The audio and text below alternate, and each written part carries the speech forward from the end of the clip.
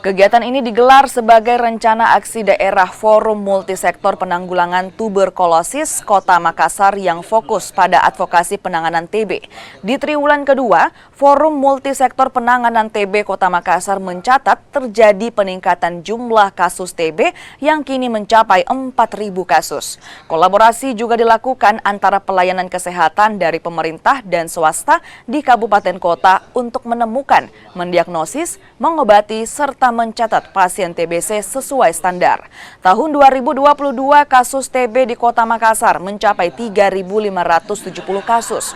Jumlah itu diperkirakan hanya sebagian kecil dari jumlah kasus yang tidak terdeteksi. Untuk keterlibatan itu yang pasti adalah multisektor, di mana terdapat mulai dari unsur pemerintah maupun non pemerintah.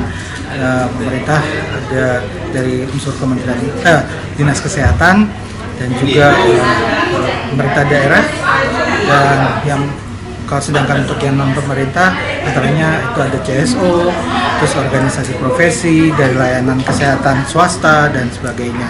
Yang diharapkan adalah dari Lokakarya ini akan ada rencana untuk strategi advokasi ke depan berkaitan dengan PPTM, di mana melibatkan semua sektor untuk sama-sama membantu program TBC di Kota Makassar khususnya.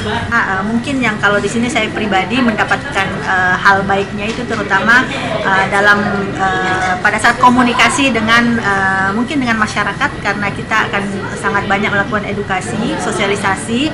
Di sini kami banyak mendapat ilmu tentang bagaimana cara-cara berkomunikasi yang baik, bagaimana caranya mendapatkan perhatian dari audiens, dan juga bagaimana melakukan advokasi kepada yang lebih di atas apabila kita ingin memberikan semacam kegiatan atau usulan-usulan untuk bisa dilaksanakan oleh mitra-mitra selain dari Dinas Kesehatan.